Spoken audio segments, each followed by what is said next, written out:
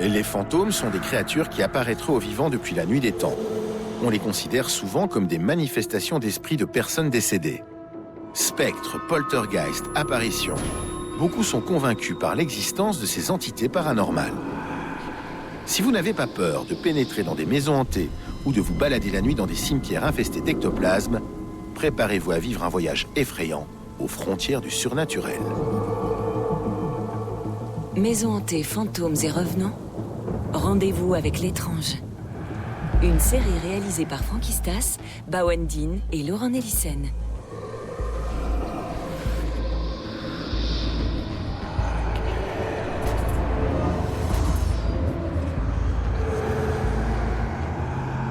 Huitième épisode, Grand médium et ectoplasme. Avec dans les rôles principaux, Patrick Sbalkero, historien et journaliste, spécialiste des lieux et des cas de hantises célèbres. Un ectoplasme, c'est une matière blanchâtre qui émane de la bouche, des oreilles, des différents orifices corporels d'un médium. Philippe Charlier, médecin légiste et archéo-anthropologue, auteur du livre Autopsie des fantômes, une histoire du surnaturel. On essaie de débusquer les fraudeurs, les faux médiums, en les attachant, en les fouillant, en les mettant tout nus au départ pour voir s'ils ont des choses qu'ils vont faire apparaître après dans leur séance, soit dans la bouche, soit dans d'autres orifices. Et Philippe Baudouin, auteur du magistral ouvrage Apparition, les archives de la France hantée. Le spiritisme a été une voie d'émancipation considérable. Kardec considérait effectivement que le spiritisme, son avenir était entre les mains des femmes.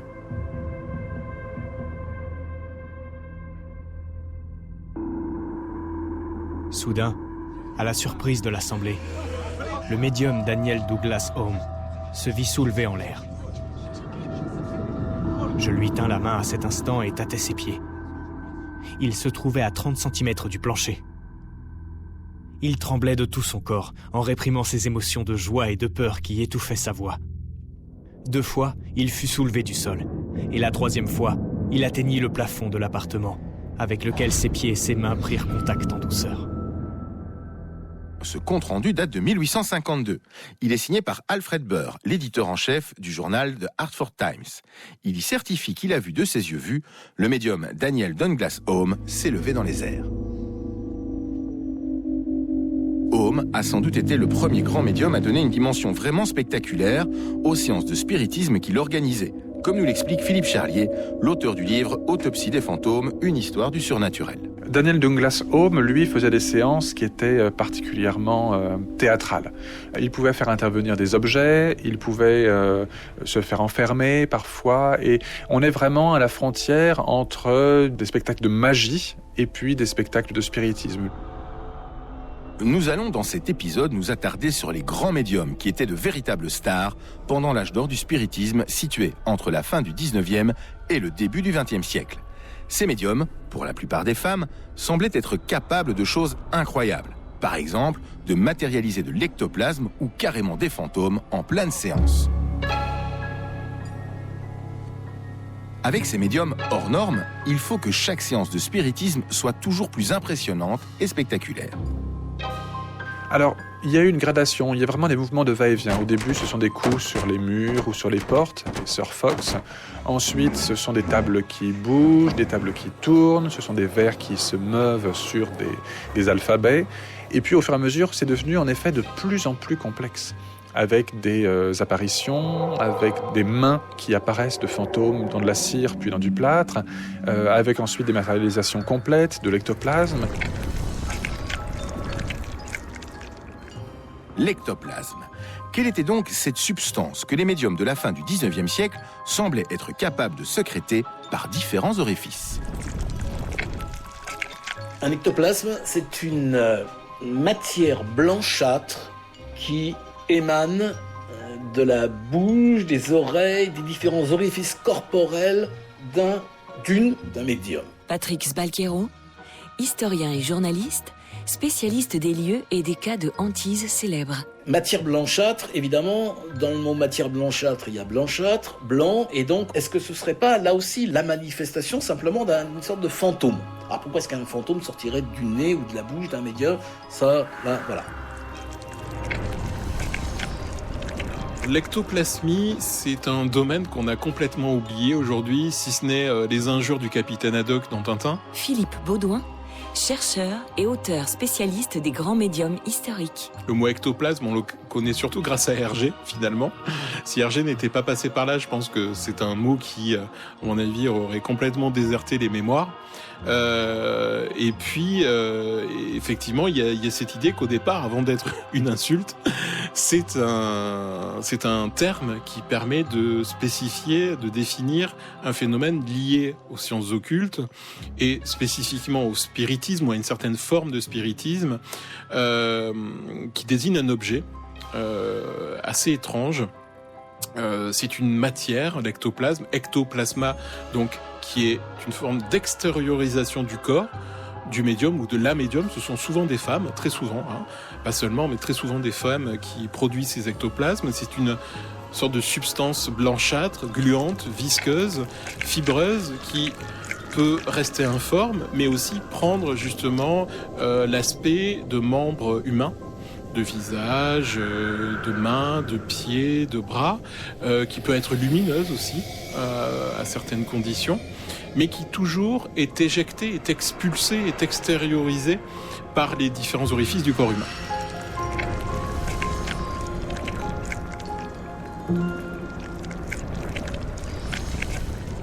On a pris des photos par contre. Patrick Sbalquero. Et on a même réalisé des moulages en plâtre. Si vous allez à l'Institut Métapsychique International de Paris, vous verrez des mains, notamment, qui sont censées être des mains d'ectoplasme. Alors, on a pris des photos, je vous dis, et réalisé des moulages en plâtre. Pourquoi ? Parce que, à l'époque, on a voulu, c'est l'époque du rationalisme, ce principe intellectuel dit qu'on peut tout expliquer, on va tout expliquer, Camille Flammarion, tous les maisons hantées, les visions, enfin tout ce que vous voulez, on va l'expliquer par la science. Donc, on a convoqué des médiums dans des lieux particuliers, en présence de scientifiques, et notamment à l'époque de scientifiques tout à fait remarquables, et on a établi un protocole d'expérimentation, un protocole scientifique très rigoureux. Alors, les séances sont tenues, et au cours de ces séances, eh bien, des ectoplasmes seraient apparus, tels que nous les voyons sur certains clichés. Alors moi je vous dis, c'est très mystérieux pour deux choses. D'abord c'est très mystérieux comme les clichés en eux-mêmes, voilà. Pourquoi est-ce que ces ectoplasmes apparaissent à partir de la fin du 19e siècle et pourquoi ils disparaissent après déjà ? Évidemment, la médecine nous a établi depuis longtemps qu'un corps humain ne peut pas produire d'ectoplasme. Enfin là aussi il faudrait demander à peut-être Dr Charlier si voilà, mais normalement non.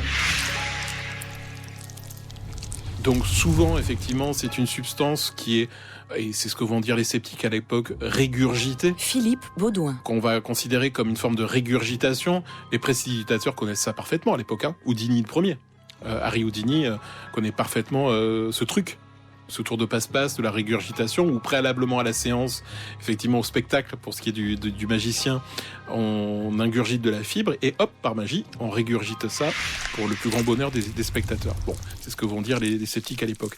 Donc souvent la bouche, les narines aussi, les oreilles, et puis le vagin. C'est là où, justement, l'ectoplasme devient quelque chose de presque pornographique, et la photographie des ectoplasmes va préfigurer à sa manière un peu le cinéma pornographique de la suite.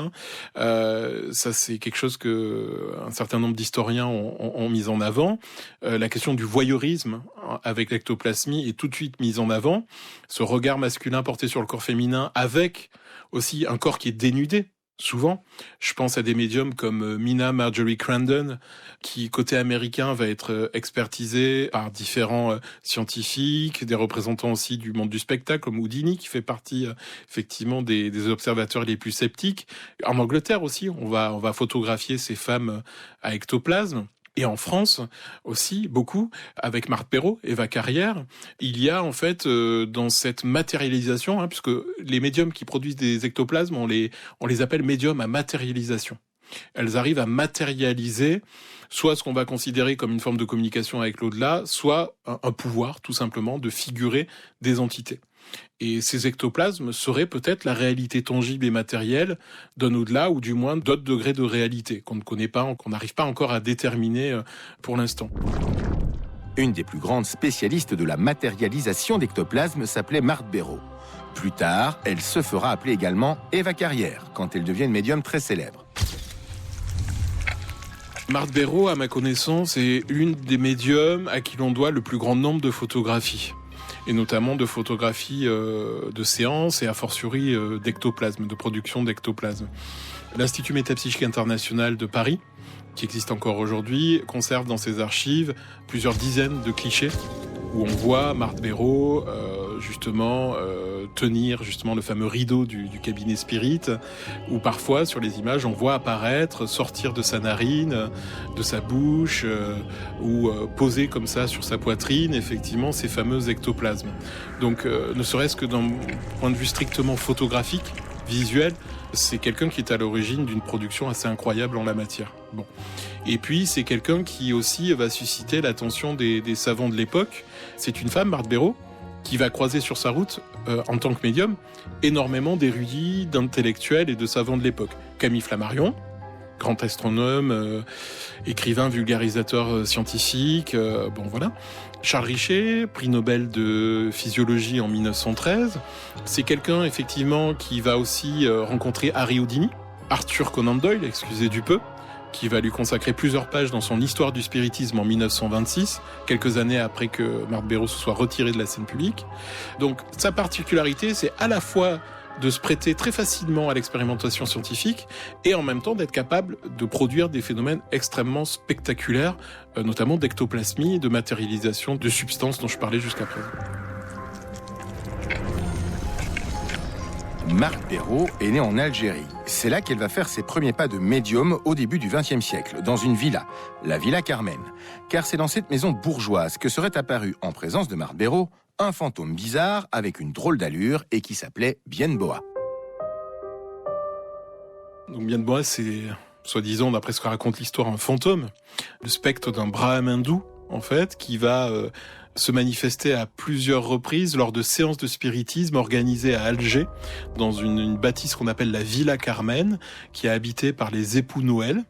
Lui étant un militaire, le général Noël, et son épouse qu'on va surnommer Carmenchita, ou la générale, et qui sont un peu désœuvrés, qui s'ennuient un petit peu, et qui, elle, étant très intéressée par l'occultisme et le spiritisme, va organiser des séances assez particulière, puisque il y a plusieurs spectres qui se manifestent, plusieurs médiums aussi qui prennent place lors de ces séances, dans une des pièces d'ailleurs qui est vraiment allouée à ce type de spectacle quelque part, parce que ça relève vraiment du spectacle, quoi.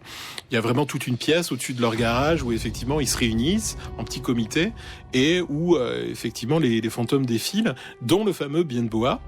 Et Bien-Boa, c'est vraiment le personnage principal, c'est le chouchou, c'est le spectre préféré, qui a la particularité de se déplacer de manière un peu clopin-clopant parmi l'assistance, de frôler aussi avec grand plaisir le corps des spectateurs, des spectatrices. C'est un public prestigieux qui fréquente les séances de spiritisme de la Villa Carmen, auxquelles participe Marthe Béraud. On compte parmi les invités Charles Richet, un médecin et chercheur français réputé qui obtient le prix Nobel de physiologie en 1913. Il est totalement convaincu par les phénomènes paranormaux auxquels il assiste à Alger, et pour lui, il ne fait aucun doute que Bien-Boa soit un vrai fantôme qui se matérialise grâce entre autres au talent de médium de Marthe Béraud. Ce personnage possède tous les attributs de la vie. Ainsi, la seule fraude possible, c'est que le soi-disant fantôme est le médium déguisé. Je considère cette hypothèse comme extrêmement difficile, ou pour mieux dire, comme impossible à admettre. Parce que l'honorabilité de Marthe Béraud ne saurait être mise en doute. Charles Richet va revenir de ses séjours à Alger avec plusieurs photographies qu'il va lui-même reproduire dans des articles scientifiques où il va affirmer l'existence de ces fantômes et faire face forcément à la critique extrêmement virulente de ses détracteurs, rationalistes, même parmi les spirites. Les gens sont loin d'être convaincus. Et quand on voit les photos qu'on reproduit dans mon livre Apparition, on comprend pourquoi. Effectivement, Bienne-Bois ressemble bien plus à un pantin, à une marionnette qu'on aurait perché sur un manche à balai avec un petit drap blanc, une moustache, etc., etc. Vraiment une marionnette grimée, très, très simple, très rudimentaire, et on se demande comment on a pu croire à l'existence de ce fantôme.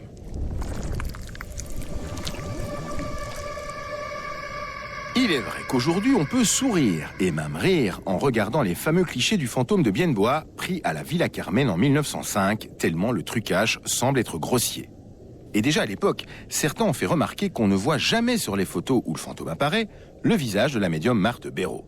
Ensuite, la figure du spectre Bienne-Bois ressemble beaucoup à celle de Marthe Béraud qui se serait simplement collé une grosse barbe noire. Enfin, sur d'autres photos où l'on peut voir la médium cette fois, sa main n'apparaît pas, mais la manche de sa robe semble vide et paraît avoir été accrochée par une épingle au dossier du fauteuil. Pourtant, aucun de ces faits suspects ne semble ébranler Charles Richet dans ses convictions, bien au contraire. C'est parce que le médium se vide, pour ainsi dire, afin de constituer le nouvel être qui émane de lui. Je ne crains pas de dire que cette vacuité de la manche, loin de prouver la fraude, établit au contraire qu'il n'y a pas de fraude, et semble parler en faveur d'une sorte de désintégration matérielle du médium. Il suffit de regarder les photos de l'époque pour très vite s'apercevoir que effectivement c'était une vaste fumisterie, que Charles Richet s'est fait complètement avoir. Par contre, là où effectivement c'est quand même assez édifiant, c'est de se poser la question de la crédulité de cet homme-là. Comment un homme aussi instruit, érudit, qui a été vraiment à l'école de la science, comment ce grand homme de science ait pu croire ne serait-ce qu'un instant en la réalité de ce fantôme, avec l'accoutrement qu'il avait, avec comment a-t-il pu croire et persister face à toutes ces critiques qui visaient à démontrer que vraiment c'était une tromperie. Bon, malgré tous ces témoignages à charge, Charles Richet n'en a pas moins démordu, en fait, et a maintenu cette idée que oui, il y avait une réalité des fantômes, et que même si on pouvait critiquer l'existence de Bienne-Bois, ça n'enlevait rien, effectivement, à la réalité de l'au-delà. Charles Richet, après son expérience à la Villa Carmen, est donc, envers et contre tout, persuadé que Marthe Béraud possède des pouvoirs de médium extraordinaires et qu'elle est capable de matérialiser des esprits en expulsant de l'ectoplasme. Richet va la convaincre de venir à Paris. Marthe Béraud décide alors de devenir médium professionnel et prend le nom d'Eva Carrière. Elle se spécialise toujours plus dans la matérialisation d'ectoplasme et organise des centaines de séances de spiritisme jusqu'en 1913. Lors de toutes ces séances, on a pris de nombreuses photos d'ectoplasme qui semblent s'échapper de son nez, de sa bouche, de ses oreilles et même d'autres orifices. Très souvent, lorsque on prend en photo, par exemple, Marthe Béraud, dans ces moments de crise, encore une fois, la médium est en transe, etc., c'est quelque chose d'assez douloureux, et quelque chose de très très proche de l'accouchement, de l'enfantement, même dans la position physique que présente le corps de Marthe Béraud. On lui tient les pieds, les bras, elle fournit un effort physique conséquent pour justement expulser cette matière qui provient de son propre corps. Et qui, encore une fois, est une matière blanchâtre qui, parfois, a une forme humaine. Vous voyez ? Donc c'est ça qui est assez déstabilisant et qui intrigue beaucoup les savants de l'époque parce que on se dit que peut-être on est en train d'assister à une nouvelle forme de vie humaine ou surhumaine, ou en tout cas une nouvelle forme de vie où le vivant est tout de suite questionné et du coup où la biologie, la physique et la médecine auraient leur mot à dire aussi. En fait, Marthe Béraud, ce qui est assez intéressant, c'est que à l'époque où les premières photographies de ces ectoplasmes sont publiées, dans les ouvrages notamment de Schrenk-Notzing, mais pas que, dans la presse aussi, la presse spécialisée, la presse générale, et ça fait une polémique incroyable. Il faut imaginer à l'époque voir ces photos assez perturbantes, déroutantes, voire obscènes pour les lecteurs de la presse d'alors. Bon, il faut un peu se replacer dans le contexte. Ça secoue quand même de voir ça. Et surtout quand ces femmes sont en partie dénudées. Donc là, atteinte à la morale publique, etc. Bon, bref. Les photos de Marthe Béraud, dite Eva Carrière, dénudée presque totalement et qui expulse de l'ectoplasme de son corps, ont encore aujourd'hui un côté très étrange et dérangeant. Il y a une photo qui m'obsède. Philippe Charlier, auteur de Autopsie de fantômes, une histoire du surnaturel. C'est celle d'Eva Carrière, en l'occurrence, la poitrine d'Eva Carrière, avec cette matérialisation très diaphane qui va d'un de ses mamelons à l'autre mamelon, du téton précisément, et ça rend compte de quelque chose de très particulier.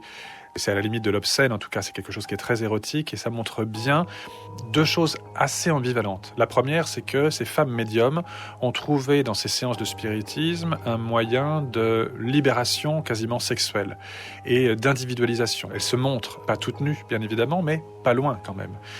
On aurait pu les traiter de sorcières plusieurs siècles auparavant. C'est vraiment une libération de la femme dans ce champ-là. À l'opposé, et de façon totalement ambivalente, c'est aussi un lieu où la haute bourgeoisie, masculine principalement, européenne, vient se rincer l'œil. Et vous devez imaginer des hommes en costard, cravate, haute forme, cigare au bec, montre gousset, bien habillés, et qui viennent se rincer l'œil vers des femmes dénudées, on va dire, au bénéfice ou simplement arguant de l'apparition de fantômes, d'émanations, pour lesquels beaucoup s'accordent de façon non dite à reconnaître que c'est factice. Mais on joue le jeu, tout le monde joue le jeu, et on a passé une bonne soirée à convoquer de pseudo-fantômes, etc. Mais entre-temps, on s'est quand même bien rincé l'œil en regardant la poitrine d'Eva Carrière ou de quelqu'un d'autre. Donc c'est vraiment deux choses ambivalentes, selon l'œil qui regarde, selon la société à laquelle on appartient, selon qu'on est femme ou homme, prolétaire ou bourgeois. Au-delà de leur côté suggestif et choquant pour l'époque, a-t-on pu prouver que les ectoplasmes matérialisés par Marthe Béraud étaient réels? Ou s'agissait-il d'un trucage? En fait, dans les années 10, il y a un psychiatre et un savant munichois qui s'appelle Albert von Schrenck-Notzing, qui est féru d'occultisme, mais qui avant tout défend une méthode scientifique, expérimentale, et qui va être extrêmement proche de Marthe Béraud, qui va régulièrement l'inviter à Munich. Il va venir l'observer aussi lors de son séjour parisien. Et ce qui est assez intéressant, c'est qu'il va réussir, Schrenck-Notzing, lors d'une séance, à recueillir un peu de cette substance blanchâtre, qui est effectivement l'ectoplasme, et l'analyse microphotographique, mais microscopique, qui va pouvoir faire des résidus, qu'il a réussi à arracher quelque part à la médium, malgré toutes les interdictions qu'on pouvait faire à l'époque. Les médiums détestaient qu'on fasse ça, évidemment, pour de bonnes et aussi de mauvaises raisons, va s'apercevoir que c'est un mélange de fibres, de salive et de fluide corporel. Alors qu'est-ce que ça prouve ? Pas grand-chose de plus. Parce que, encore une fois, oui, effectivement, on a vu ces ectoplasmes sortir du corps de la médium. Il y a de très fortes chances qu'il y ait des traces de salive, qu'il y ait très forte chance de traces de mucus, qu'il y ait très forte chance qu'il y ait du sang aussi. Pourquoi pas ? Qu'il y ait aussi peut-être du tissu. Parce que les médiums expliquent aussi que les ectoplasmes, lorsqu'ils apparaissent, tirent aussi profit de la fibre dont est composé les vêtements de la médium, sa robe par exemple, et même parfois du tissu de certains des participants. Au moment où effectivement l'ectoplasme va vagabonder parmi l'assistance et quelquefois un peu se nourrir comme ça avec les tissus en frôlant le corps des participants. Donc finalement, rien de nouveau sous le soleil, quoi. Donc à partir de là, oui, certes, on a réussi à avoir une analyse microscopique digne de ce nom. Est-ce qu'on a réussi à percer les mystères de l'ectoplasme ? Je ne pense pas, non. Marthe Béraud va se soumettre à de nombreuses expériences, mais les résultats furent la plupart du temps jugés peu probants. Les expérimentateurs, médecins et chercheurs qui la testèrent ont le plus souvent retenu l'hypothèse de la régurgitation pour expliquer ces phénomènes ectoplasmiques. Mais en même temps, on en revient toujours à ce même problème. C'est-à-dire que lit-on dans les comptes rendus de l'époque ? Eh bien, on lit que la médium s'est prêtée au jeu des scientifiques, que Schrenck-Notzing, qui était présent avec Gustave Gelé, un autre médecin, lui français, par exemple, ont pris le soin de déshabiller entièrement la médium, de lui faire ingurgiter des laxatifs, des vomitifs, qu'un médecin l'a examiné, un examen gynécologique, rectal, poussé, bon, etc. Toujours en fait le même protocole, que les portes ont été condamnées, verrouillées, que les participants, la liste des noms a été dressée effectivement dans un compte rendu. Bon, on en revient toujours au même problème. À partir de ce moment-là, soit effectivement elle parvient réellement à régurgiter des papiers, et ça reste toujours possible, mais Pourquoi elle ne les aurait pas vomis, tout simplement, à cause des médicaments extrêmement forts qui ont été employés préalablement à la séance? Comment fait-elle? C'est toujours possible, mais quand même, ça demande quand même une certaine forme d'acrobatie ou de prouesse physiologique, presque. Toujours l'hypothèse de la complicité générale. Voilà, c'est toujours possible, effectivement. Une seule autre grande médium a pu rivaliser de notoriété avec Marthe Béraud. Elle s'appelait Eusapia Palladino et elle a connu son heure de gloire à la toute fin du 19e siècle. Marthe Béraud et Eusapia Palladino ont eu un succès monstrueux, un succès fou. Philippe Charlier, auteur de Autopsie de fantômes, une histoire du surnaturel. Tout le monde se les arrachait. Les gens, il faut imaginer des princes russes qui payaient des sommes, des fortunes pour juste les avoir une demi-heure ou une heure dans leur salon pour faire une séance de spiritisme, parce que c'était vraiment... comme quelqu'un aurait payé une somme d'argent monstrueuse pour avoir David Copperfield dans son salon pendant une heure il y a quelques années. C'était des médiums. David Copperfield, c'est un illusionniste, mais malheureusement, ça finit par ressembler un peu l'un à l'autre au fur et à mesure qu'on creuse. Et c'était le cas pour Eusapia Palladino, par exemple. Eusapia Palladino est une femme de très basse extraction, famille très très pauvre, dépouille, mais qui a des propriétés spirites de médium depuis le très jeune âge. Elle monte en Italie, jusqu'en Italie du Nord, ensuite en France. Elle est vraiment recueillie dans quasiment toutes les cours européennes. Elle les a faites parce qu'elle a un bon gros pouvoir spirit. On la prend en photo, on la scrute, il y a des rapports, des comptes rendus de ces séances qu'on voit dans toutes les revues spirit. C'est la star, quoi. Sa spécialité à elle, à Eusapia Palladino, c'était faire bouger les tables, c'était faire bouger les objets également autour d'elle, c'était son truc. Manque de peau, un jour, elle se fait pincer. Et on voit le trucage, on voit le fil qu'elle a utilisé pour faire bouger des objets ou autres. Catastrophe. Et là, eh bien, les gens, les spirites, vont prendre sa défense en disant « Mais non, mais elle est sincère, elle a jamais triché, aujourd'hui c'est la première fois, c'est juste que là, elle est fatiguée, quoi. Vous lui en demandez trop, donc aujourd'hui elle n'avait pas le fluide, ça marchait pas, et on a été obligé de l'aider et autres. Donc ne la jugez pas sur cette tricherie aujourd'hui, qui d'ailleurs n'est pas exactement une tricherie, c'est un petit truc pour faciliter l'arrivée des esprits, mais les esprits étaient quand même là, mais c'était pour aider parce qu'elle était crevée, quoi. Évidemment, les anti-spirites vont se saisir de ça comme d'un boulevard monstrueux pour dégommer la communauté spirit. Évidemment, et ces tricheries chez une aussi grande star que Eusapia Palladino vont faire beaucoup de mal à la communauté spirit et vont certainement provoquer son déclin au tout début du XXe siècle, déclin qui va aller croissant jusqu'à la Deuxième Guerre mondiale. Marthe Béraud, c'est pareil, malheureusement, elle se fait avoir sur des trucages. Et Marthe Béraud, Eusapia Palladino, que les trucages soient survenus chez des personnes aussi importantes, aussi charismatiques pour les spirites, eh bien, ça a vraiment provoqué une des plus grandes crises du spiritisme. Une crise de conscience, en l'occurrence. Comme Marthe Béraud, Eusapia Palladino va elle aussi avoir le privilège d'être étudiée et testée par de nombreux scientifiques et chercheurs, et non des moindres, notamment Pierre et Marie Curie. On ne sait pas exactement ce que Marie et Pierre Curie pensaient exactement d'Eusapia Palladino, on ne sait pas s'ils apportaient un crédit total à ce spiritisme, ou s'ils étaient curieux, ou s'ils servaient de caution scientifique irrévocable, absolue. On ne sait pas. Et on aimerait bien savoir. Là, pour le coup, on manque un peu d'archives. Et est-ce qu'il faut chercher ça dans les papiers intimes de Marie et Pierre Curie? C'est possible. Est-ce qu'il faut le chercher dans les archives de l'Institut de métapsychique international ou d'autres institutions? Il le faut. Là, on manque d'informations.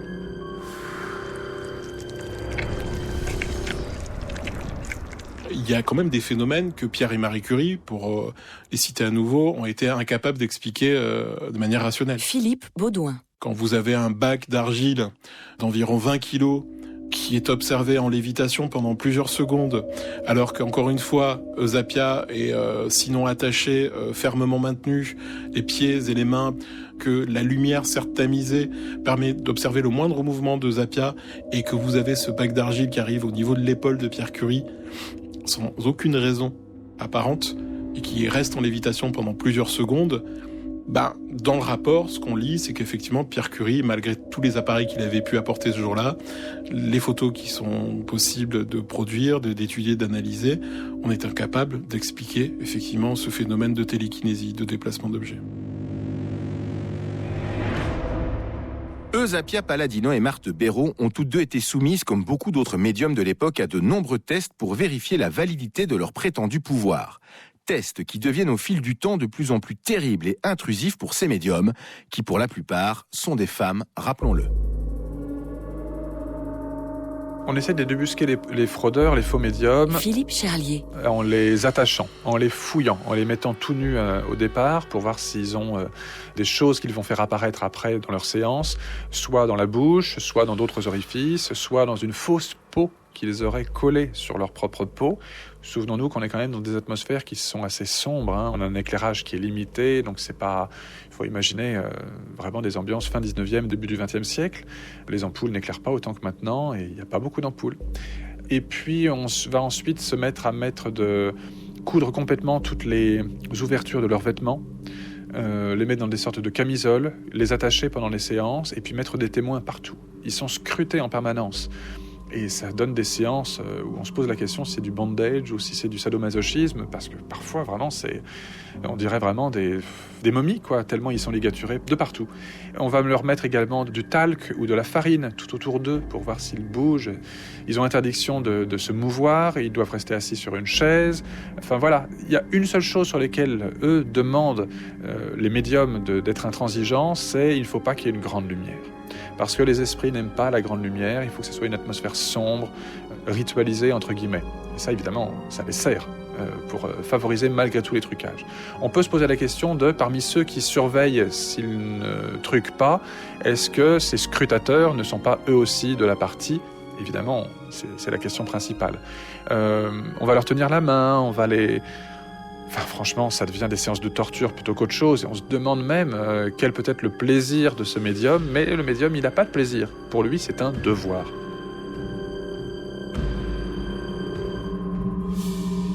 Malgré tous ces tests intransigeants, une nouvelle médium va se faire une place sur le devant de la scène du spiritisme. Elle s'appelle Florence Cook. Florence Cook est une spirit qui... on est en Angleterre, on est dans les années 1880-90 et elle va être pénétrée par l'esprit de Katy King, qui, soi-disant, d'après les révélations qu'elle obtient séance spirit après séance spirit, est la fille d'un pirate célèbre qui occupait l'Atlantique et une partie de la mer des Caraïbes plusieurs siècles auparavant. Et elle va apparaître d'abord, elle va parler, ensuite elle va montrer des petits bouts d'elle, cette femme pirate, une main, un bout de doigt, un pied, une jambe, un mollet. On est toujours dans quelque chose qui est assez sensuel, c'est toujours très très important dans cette société. Et elle n'apparaît pas à n'importe qui, elle apparaît à des hommes d'une société bourgeoise, élitiste, anglo-saxonne. Et puis au fur et à mesure, ces hommes-là, ils vont en demander plus. Et ils vont demander le corps de Katy King. Et elle, sous la pression, elle va leur donner ce qu'ils veulent. Florence Cook va devenir la première médium à être capable de réaliser une matérialisation complète d'un corps humain tout entier en public.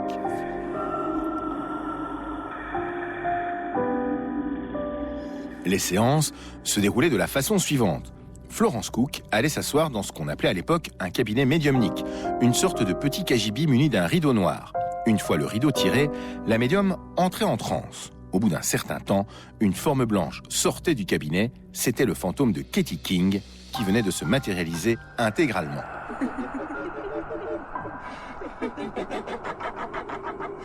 Le spectre déambulait parmi le public en prenant le temps de discuter avec tout le monde, en se laissant même toucher. Ces apparitions pouvaient durer plusieurs heures. Et chose encore plus incroyable, les matérialisations du fantôme de Katy King par la médium Florence Cook ont été testées et confirmées par un des plus grands scientifiques de l'époque, William Crookes. C'est grâce à ses travaux, notamment, que les rayons X ont été découverts. À cette époque, il n'est ni plus ni moins qu'un des scientifiques les plus respectés au monde. Et pourtant, il croit au fantôme de Katy King à 100%. Il va même être pris en photo avec elle. Jamais Katy n'est apparue avec une aussi grande perfection. Pendant près de 2 heures, elle s'est promenée dans la chambre en causant familièrement avec ceux qui étaient présents. Plusieurs fois, elle me prit le bras en marchant, et j'eus l'impression que c'était une femme vivante qui se trouvait à mon côté. Donc on est en 1874, et ce qu'il y a d'assez étonnant sur cette photo... Philippe Baudouin, auteur de Apparition, les archives de la France hantée. C'est de voir au bras de William Crookes, donc le physicien britannique extrêmement célèbre à l'époque, se prêter au jeu du spiritisme et prétendre avoir obtenu grâce à cette photographie la preuve ultime de l'existence des fantômes. Puisque ce que l'on voit effectivement à son bras, ce n'est pas une femme, mais le spectre d'une femme, le spectre de Katy King, d'après son rapport. C'est quelqu'un qui a travaillé des mois et des mois avec Florence Cook, une jeune médium de la banlieue londonienne, qui vient elle aussi d'un milieu extrêmement populaire, extrêmement modeste, disait faire apparaître justement le fantôme de Katy King. Et là, ce qu'il va expliquer à ses lecteurs, c'est que ce que l'on voit sur la photo, ce n'est pas Florence Cook, même si elle lui ressemble beaucoup, étrangement, mais le spectre de Katy King drapé de blanc. Bon, donc cette photo est assez incroyable, surtout quand on repense à l'érudition, à la culture de cet homme, à la notoriété aussi de cet homme-là. Comment a-t-il pu se fourvoyer dans une histoire pareille ? 1874, il rend public toute une série de photographies de cet ordre-là, où il avance l'idée que justement il n'y a plus de questions à se poser, il n'y a plus de débat à faire.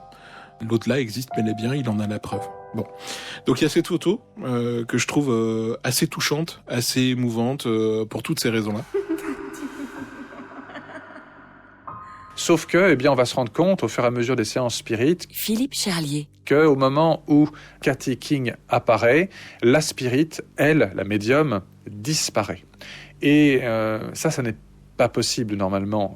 C'est qu'il y a un trucage, c'est qu'il y a un faux. Et Katy King va se laisser toucher par les hommes, caresser. Et c'est pas le bout de la main qui vont lui toucher, c'est des parties du corps beaucoup plus intimes. Et on se rend compte là qu'il y a vraiment ce caractère de rinçage d'œil dans la haute bourgeoisie. J'avoue que la figure était frappante d'apparence de vie et de réalité. Et autant que je pouvais le voir à la lumière un peu indécise, ses traits ressemblaient à ceux de Miss Cook. Cependant, j'eus la preuve, donnée par un de mes sens, que la respiration venait de Miss Cook dans le cabinet médiumnique, tandis que la figure de Katy King était au dehors. Le fantôme de Katy King ne semble pas timide. Il s'est d'ailleurs laissé photographier de nombreuses fois.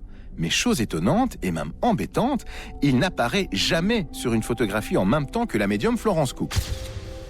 On n'avait pas de photos des deux au même moment, et c'était déjà bien la preuve qu'il y avait peut-être un souci. En revanche, des photographies de Katy King, on en a. Il y a bien des tentatives de photographie de l'une sur l'autre qui ont été faites, mais on se rend compte assez vite, d'après les témoignages, que ce peuvent être des morceaux de papier dessiné ou autre chose, ou c'est des superpositions photographiques. Mais les photos qu'on possède de Katy King, on voit une femme évanescente avec des habits un peu archaïques, si on peut dire, et qui a un regard lointain et qui en fait correspond à cette femme médium déguisée. Le trucage a pris parce que les gens probablement avaient beaucoup envie d'y croire, parce qu'il y avait vraiment une technicité à l'époque qui était extrême, beaucoup de précautions qui étaient prises. Et puis, il y a un caractère vraiment de cristallisation. On est dans une société où, comme tout le monde veut y croire, je ne dis pas que c'est une hallucination collective, mais je dis que tout le monde rajoute sa propre croyance à la croyance précédente et ça finit par cristalliser. En fait, c'est tellement beau. Tout le monde a tellement envie d'y croire que ça finit par donner consistance à du vent. Bref, un peu comme Clark Kent et Superman, Florence Cook et Katy King n'étaient jamais vus ensemble. Le physicien William Crookes, qui a étudié et testé la médium pendant 3 longues années, était tout à fait conscient de cette accusation. Et il affirma qu'il avait pu voir Katy et Florence en même temps lors d'une séance. Katy dit alors que, cette fois, elle croyait pouvoir se montrer en même temps que Miss Cook. Je pénétrai dans la chambre qui servait de cabinet médiumnique avec ma lampe à phosphore. Je trouvais Miss Cook accroupie sur le plancher et vêtue de velours noir comme au début de la séance. Élevant la lampe, je regardais autour de moi et je vis Katy qui se trouvait debout, tout près de Miss Cook et derrière elle. Elle était vêtue d'une draperie blanche et flottante, comme nous l'avions déjà vue pendant la séance. Il faut vraiment imaginer une femme médium qui est potentiellement aidée aussi, mais elle peut très bien le faire toute seule, avec une sorte de transformisme. Quand on voit le transformisme fait par certains au XXIe siècle, qui en un claquement de doigts changent de vêtements, etc., et qui ensuite reprennent leur vêtement initial. C'est une technique qui existe depuis bien longtemps, et il faut imaginer pour elle ce genre de travestissement vestimentaire extrêmement bien fait, et puis aussi des liens qui sont coulants, et puis des jeux de lumière de la même façon. Enfin voilà, c'est de la magie. C'est de la magie. Il n'y a que 3 explications possibles dans cette affaire. Tout d'abord, Katy King était vraiment un fantôme. Mais les preuves avancées par William Crookes sont tellement étranges qu'il y a de quoi en douter sérieusement. Deuxième possibilité, Crookes s'est fait berner sur toute la ligne. Mais comment cela peut-il être possible quand on sait que William Crookes était le président de la Royal Society, la plus prestigieuse société scientifique de l'époque ? Dernière possibilité, William Crookes n'était pas dupe et a participé à ce canular, notamment parce qu'il n'était pas insensible au charme de la jeune médium qu'il a soumis au test pendant de longues années. Malgré les polémiques qu'elle suscite, Florence Cook continue ses séances. Le public, généralement masculin, se presse de plus en plus nombreux aux apparitions du fantôme de Katy King. Certains vont même essayer d'attraper Katy King, ce qui est radicalement interdit, de l'embrasser, et ça, on ne fait pas ça à un fantôme. Immédiatement, on rallume les lumières, c'est un scandale, et le fantôme disparaît, bien entendu. Mais ce qui devait arriver arriva. Lors d'une de ces séances, un sceptique du nom de Volkmann va prouver que Katy King est tout sauf un fantôme. Un témoin raconte. Patiemment, pendant plus de 40 minutes, M. Volkmann observa le fantôme de Katy King. Sa taille qu'elle rehaussait en marchant sur la pointe des pieds, sa démarche, ses particularités de langage, son visage. Il acquit la conviction que le fantôme de Katy King et Miss Cook étaient une seule et même personne. D'un bond, il se précipita sur l'apparition, la saisit au poignet puis à la taille. Mais contrairement à ce qu'on pouvait attendre d'un être évanescent, l'esprit ne se dématérialisa pas pour échapper à l'étreinte du mécréant. Il fit par contre, tout comme l'aurait fait un vulgaire mortel, de vigoureux efforts pour se réfugier dans le cabinet médiumnique. Et malgré ses pouvoirs occultes, n'y serait certainement pas parvenu si 2 spectateurs n'étaient pas accourus à son secours en se jetant sur l'importun. Lors d'une de ces séances, malheureusement, on se rend compte que Katy King ne correspond pas à une émanation fantasmagorique, ne correspond pas à un esprit qui s'est matérialisé, mais que c'est la médium elle-même qui s'est déguisée dans cet esprit, malgré, soi-disant, toutes les précautions qui avaient été prises.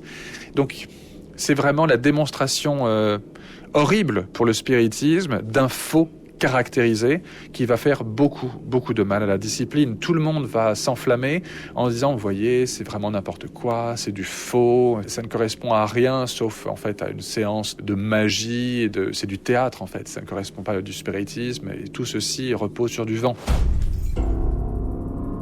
Pour conclure, étudions le cas d'un autre médium hors du commun, Franek Kluski, qui semblait encore plus incroyable que tous les médiums dont il a été question dans cet épisode.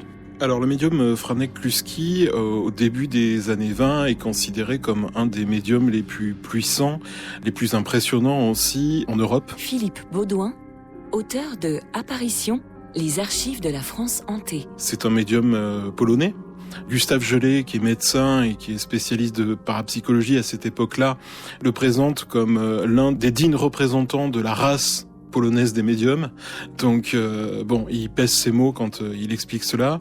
Il dit justement que Kluski a des pouvoirs de médiumnité, mais qui se manifestent de manière extrêmement tangible, concrète, matérielle.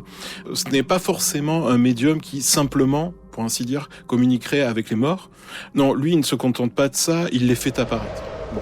Et là où ça devient intéressant, c'est que sa médiumnité, elle s'exprime de manière extrêmement diverse. Dans un premier temps, il va se spécialiser, très étrangement, dans les apparitions d'animaux. Donc il y a toute une tradition d'ailleurs de médiums dont la spécialité consiste en ce type de phénomène. Il y a des aigles, des oiseaux qui viennent se percher comme ça sur son épaule, qui apparaissent de nulle part bien évidemment. Des sortes de singes aussi, et il n'est pas le seul à les voir. C'est ce qui fait tout l'intérêt de ces expériences, puisque il y a des notables, des médecins, des personnalités, des écrivains, des psychologues qui participent à ces expériences. D'abord en Pologne, et c'est ce qui va contribuer à sa renommée, puisque en fait, il va y avoir énormément de savants de toute l'Europe qui vont se presser à sa porte pour eux aussi assister à ces phénomènes. Bon, et bien évidemment, cette réputation de médium extrêmement puissant va le poursuivre pendant plusieurs années et va attirer l'attention de savants français. Alors, ce qu'il y a d'assez intéressant, c'est que au début des années 20, il y a cet institut, l'Institut métapsychique international de Paris, qui a vu le jour quelques mois auparavant et qui a été reconnu d'utilité publique. Ce n'est pas rien. Charles Richet en est à l'origine. Prix Nobel de physiologie en 1913, et l'idée c'est vraiment de faire émerger une nouvelle science qu'on appelle aujourd'hui parapsychologie, même si ce n'est pas une science et que son statut pose encore problème aujourd'hui en 2022. Ça s'apparente à la parapsychologie, on la nomme métapsychique. Bon, et cette métapsychique, elle a pour visée d'étudier différents phénomènes qu'on qualifierait aujourd'hui d'inexpliqués, qu'on qualifiait à l'époque de phénomènes occultes ou de phénomènes psychiques, et appartiennent précisément à ces phénomènes. Alors, Franek Kluski est invité en fait à partir du mois de novembre 1920 à Paris. C'est Gustave Gelé, qui est docteur et qui justement officie en tant que directeur de l'Institut métapsychique de Paris depuis quelque temps. Alors, ce qui est très intéressant avec Gelé, c'est que, encore une fois, en tant que scientifique, il va mettre en place un dispositif expérimental assez intéressant, qui est avant tout évidemment un dispositif de contrôle, où justement au vu de cette réputation, de faire apparaître toutes sortes de créatures durant les séances, évidemment la première chose à faire pour Gelé, c'est de s'assurer qu'il n'y a pas de fraude, qu'il n'y a pas d'escroquerie comme toujours, lorsqu'il est question de médium, et surtout il est question d'observation scientifique de médium. On va noter scrupuleusement effectivement la liste, le nom de chaque participant. On va verrouiller évidemment les portes et les fenêtres de la salle, de telle manière à s'assurer effectivement qu'il n'y ait pas d'intrus et surtout qu'il n'y ait pas, on va dire, d'apport de matériel étranger aux instruments utilisés pour cette séance. À partir de ce moment-là, on va laisser la séance se dérouler normalement, pour ainsi dire. Même si tout cela est purement artificiel, évidemment, dans le sens où Kluski, qui comme beaucoup de médiums, a la capacité de s'auto-hypnotiser, donc il plonge quasiment de manière instantanée en transe, dans un état modifié de conscience, et à partir de ce moment-là, des entités vont apparaître. Donc sous la forme d'ectoplasme, plus ou moins lumineux, c'est ça aussi qui fait sa particularité à Kluski. Et notamment cette photographie assez incroyable où on voit un soldat avec son casque pointu apparaître au milieu des participants sur l'une des photographies qui restent des expériences de Kluski. C'est assez étrange. Il y a aussi cette image que j'ai sous les yeux de 1919 qui avait été réalisée à Varsovie, puisqu'il est originaire de Varsovie, Kluski, où l'on voit une sorte de spectre complètement enveloppé de draperies, de tissus, avec deux oreilles qui l'apparentent à une sorte de grand lapin très étrange, très inquiétant. Et ça, c'est assez troublant à l'époque et ça ne manque pas évidemment de surprendre les participants. Mais surtout, il dispose d'une grande autorité sur ses esprits, ses prétendus esprits, et il peut les commander. Il peut ordonner à ses fantômes, pour le dire en un mot, il peut commander ces fantômes quelque part et leur demander de se plier quelque part comme lui aux règles de l'expérience, aux desiderata des experts qui sont réunis pour l'occasion. Et les experts présents vont avoir une idée pour garder une trace, une marque des apparitions que Kluski semble pouvoir matérialiser. On va utiliser de la paraffine pour réaliser des moulages d'ectoplasme. L'idée semble assez efficace comme ça sur le papier. En réalité, ce qui va se passer, c'est qu'on va disposer à une certaine distance autour du médium Franek Kluski des bacs remplis d'eau chaude avec une fine couche de paraffine. À partir de ce moment-là, au moment où les entités vont surgir dans la salle des séances, Kluski, qui va collaborer plutôt activement à cette expérience-là, va leur ordonner de plonger leurs membres, puisque ce sont des entités qui ont une forme humaine, et donc ces entités, étonnamment, vont se montrer assez dociles et s'exécuter rapidement. Et on va obtenir d'une certaine manière des sortes de gants, en fait, extrêmement fins, de mains, de pieds, de parties de visage, et ces gants vont être déposés quasiment aux pieds des expérimentateurs, puisque ce qui fait encore une fois la particularité de ces entités qui apparaissent lors des séances de Kluski, c'est qu'elles surgissent un peu comme ça par magie, mais elles disparaissent aussitôt. Elles se dématérialisent, y compris à l'intérieur même de ces gants de paraffine. Donc c'est ça qui va permettre très facilement aux expérimentateurs de récupérer ces gants et d'y couler du plâtre pour obtenir les fameux moulages ectoplasmiques de Kluski qui, encore une fois, vont contribuer à sa renommée internationale.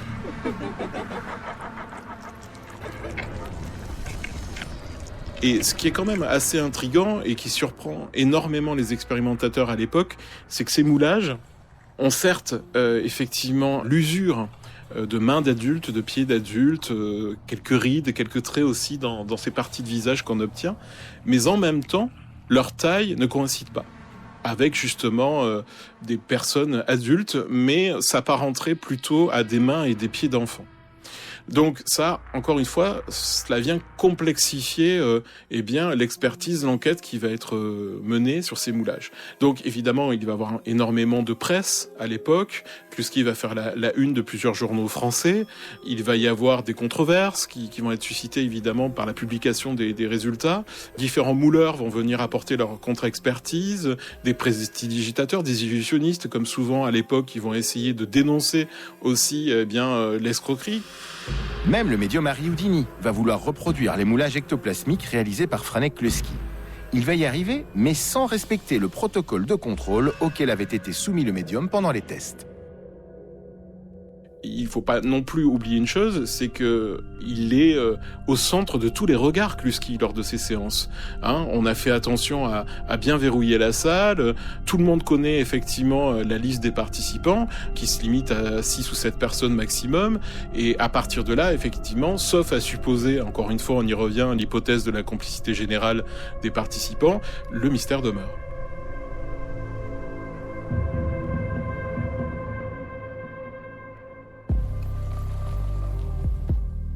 Prochain et dernier épisode, Lucie, la plus belle histoire de fantôme. Tu crois que c'est elle? C'est vraiment elle? On voit sur les photos. Oh, regarde. Ouais, c'est bizarre quand même. Non, on a vu la lueur. Oui, parce que Impossible. les lueurs qui sont plus pâles, ils peuvent pas faire des lumières. Regarde là-bas, tu vois? Oui, on la voit, à nouveau. Et là, c'est pas une lumière, c'est bien une lueur. Sinon, ça serait la pièce entière. On voudrait bien qu'elle prenne forme maintenant. Lucie, prends forme. En 1984, une équipe de France Inter a passé plusieurs nuits dans le château de Vos, réputé pour être hanté par le fantôme de Lucie, une jeune femme morte dans des conditions tragiques au Moyen-Âge. Et alors que les journalistes et les techniciens présents sur place n'y croyaient pas trop, l'incroyable s'est produit. Le fantôme de Lucie est apparu. On l'a vu, on l'a photographié et on l'a même enregistré.